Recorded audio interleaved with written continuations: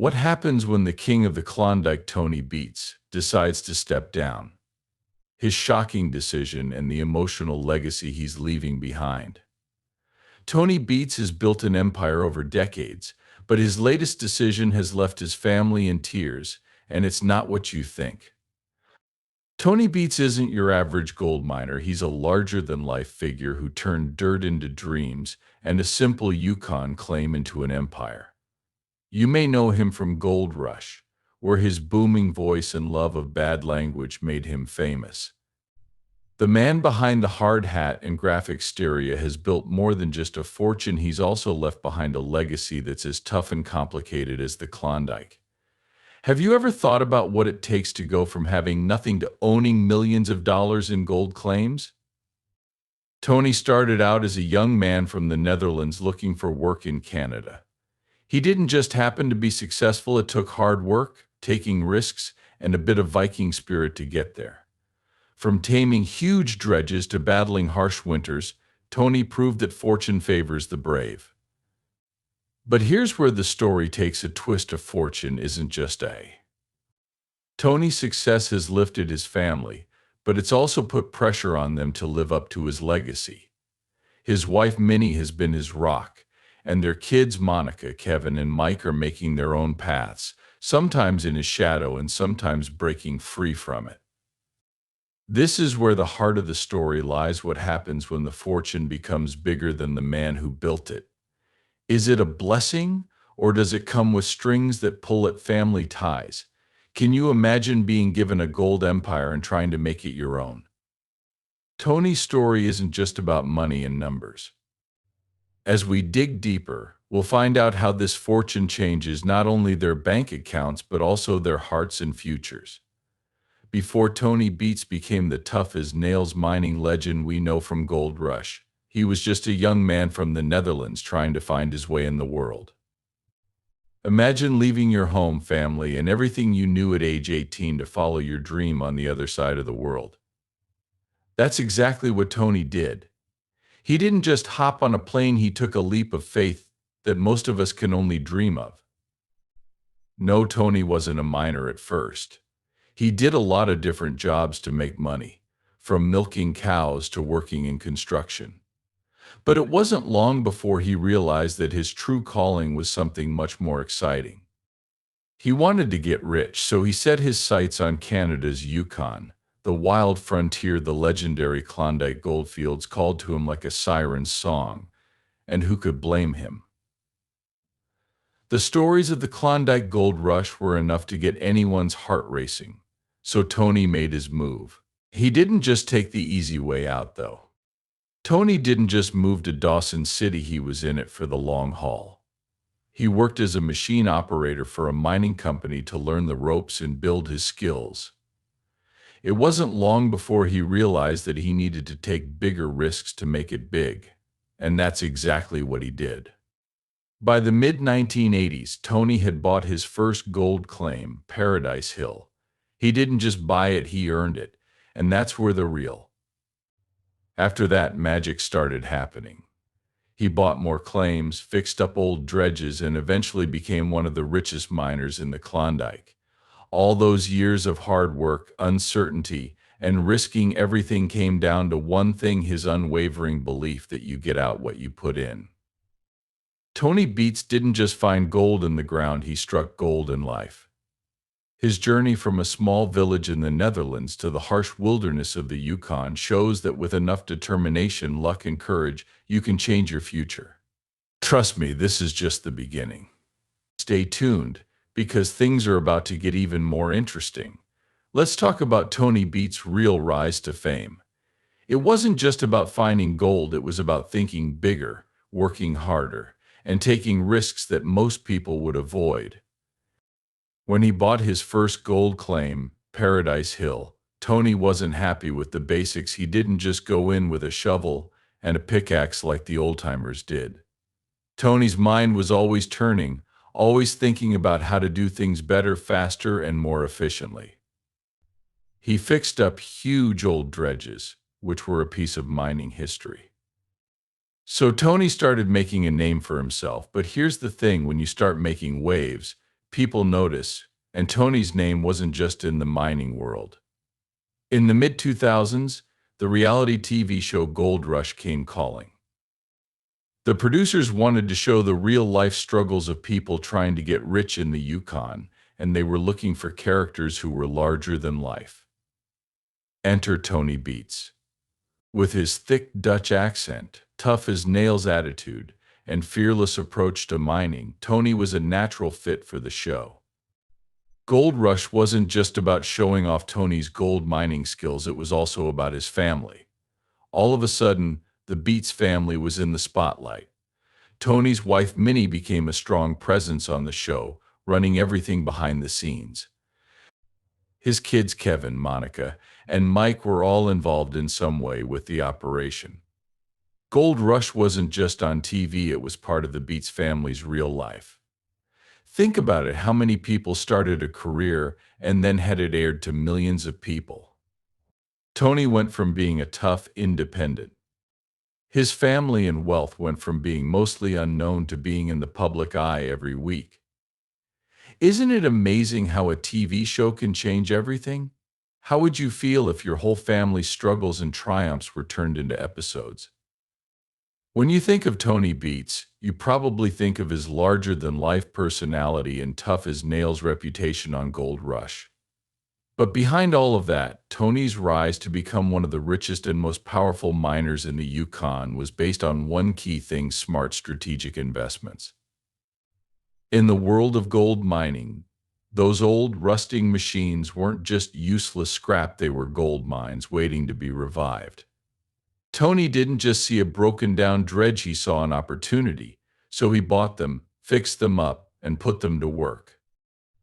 It wasn't just luck, it was Tony's ability to look at something most people would pass over and see its hidden potential. Those dredges weren't just cool antiques, they were workhorses that helped him find millions of dollars worth of gold. In a world where mining is all about efficiency and output, these dredges were. In the Yukon, Tony bought land claims, but he also bought future success. The Yukon is full of gold, but there is also a lot of competition. Getting valuable land and making the right investment decisions didn't guarantee instant riches, but Tony's track record of finding rich deposits and knowing when to strike showed that he had a good eye for business. Over the years, his land holdings grew, and so did his wealth. By the time he became a major character on Gold Rush, Tony Beets wasn't just a miner, he was a gold mining mogul. There was more to Tony's business empire than just the gold he was digging up. He'd made investments years before that set him up for long-term success. Think about it, how many people can look back on their career and say, yeah, I made the right call over and over again. Tony's investments in machinery, land, and innovation paid off, making him one of the richest miners in the Yukon. His success cemented his place in the history of gold mining. But here's the catch: success didn't just happen to him. It's one thing to take a risk, it's another thing to stick with it. Tony's journey wasn't easy, but what made him stand out was his ability to see opportunities where others saw problems. So what happens when a man becomes famous? Not just famous, but TV famous, with millions of people watching his every move. It's a roller coaster, to say the least. Tony Beets didn't just strike gold in the Yukon. He struck gold with the Gold Rush. And with that fame came a whole new set of problems, especially for his family. Let's start with Minnie, Tony's wife. If you've seen the show, you know that Minnie is the steady hand that keeps the Beets going. While she's not the one running the dredges in the mud, trust me when I say she's the backbone of the operation. Minnie runs the home and the business, which isn't as glamorous as it sounds. Think about being married to a man who's always on the move and running a high-risk gold mining business. It can't be easy.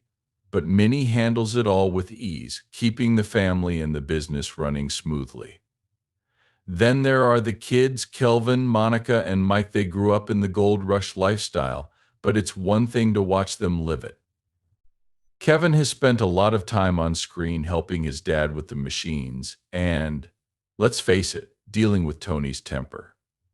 Monica, on the other hand, has always shown that she's a bit of a wild card. She's worked in the mining operation as well, but there's an air of independence about her that you can't ignore. And Mike, well, Mike has always been in the mix, though he's also done some things outside of the family business. This is where things get interesting. Fame and fortune can come with a big price tag, and the Beets family hasn't always had it easy. The cameras may show a happy family working hard to strike gold, but behind the scenes it's not all rainbows and butterflies. Tony's reputation, running a huge mining operation, and keeping family relationships strong are all heavy. Imagine growing up with your father as a reality TV star. You have to constantly balance wanting to be your own person while also dealing with the legacy your family has built. Some of the Beets kids have said they want to do their own thing, and you can't blame them. People find it hard to be themselves when everyone knows them as Tony Beast's son or daughter. But the fame did bring some good things as well. The Beets family now has a platform that's helped bring more attention to the gold mining industry. Also, with success comes opportunities like financial freedom, the chance to work on bigger and better mining projects, and a lifestyle that most people can only dream of. But the sacrifices are real. Tony's job kept him away from home a lot, and that's not something you can just brush off. It shows the dangerous world of mining, but not always the emotional toll of running an empire. Tony's success didn't come without some problems, and you can see that in how his family has had to handle their roles in the business. This story isn't over, and there's more to come in the Beets Golden Adventure. As the years went by, the Beets family's journey took a new turn. It's one thing to watch your father work hard in the mining business, but it's a whole other ball game when it's time to step up and take the reign. Children Kevin, Monica, and Mike started to take on leadership roles in the family business. Kevin is probably the most well-known of the Beets kids because he works with Tony in the trenches on Gold Rush. At first, it was clear that Kevin was learning the ropes by taking on his father's responsibilities. But as time went on, Kevin's role grew, and it became clear that he wasn't just Tony's right-hand man. He was starting to lead in his own way. Still, stepping into his father's shoes came with challenges. The pressure to live up to his father's reputation was huge, and the cameras didn't help. Being judged by millions of people while running a business isn't exactly a walk in the park right now. If Kevin is the stable hand, then Monica is the sparkle. She's always been a bit more independent and willing to question the status quo. It's clear that she has her own mind and doesn't always want to do things Tony's way. But that's the beauty of it. She brings new ideas to the table, and as the next generation takes over, her point of view could be the key to keeping the family business successful in a new era. Making your own way in a family with such a strong legacy isn't easy. Monica had to balance her wants with the reality of the Beets family name, which is something most of us can't even imagine. And then there's Mike. Mike's a little less vocal on the show, but he's just as involved behind the scenes. He's been a part of the operation for years, but he's had his own problems. It's one thing to work for your dad, but when the spotlight is on you, there's pressure to not just meet expectations, but to exceed them. Mike's been learning the ropes. Being the next generation of a reality TV family isn't all gold bars and easy rides. Fame is a double-edged sword. On the one hand, it opens doors, brings in opportunities, and lets them shine. On the other hand, it makes every mistake public, every decision second-guessed, and every move scrutinized. Just think about it. Running a gold mining operation requires constant attention, whether it's managing machinery, working long hours in freezing temperatures, or making tough decisions on the spot. But when you throw a camera in the mix, everything changes. Adding a crew and putting on a show for the world is extra pressure. It's one thing to be Tony Beets, the tough, experienced miner. It's another to be Kevin Monica or Mike Beets, who are still trying to figure out who they are while living in their father's shadow. If you were them, how would you deal with the pressure of being part of a famous family business? Would you embrace it, or would it be too much to handle?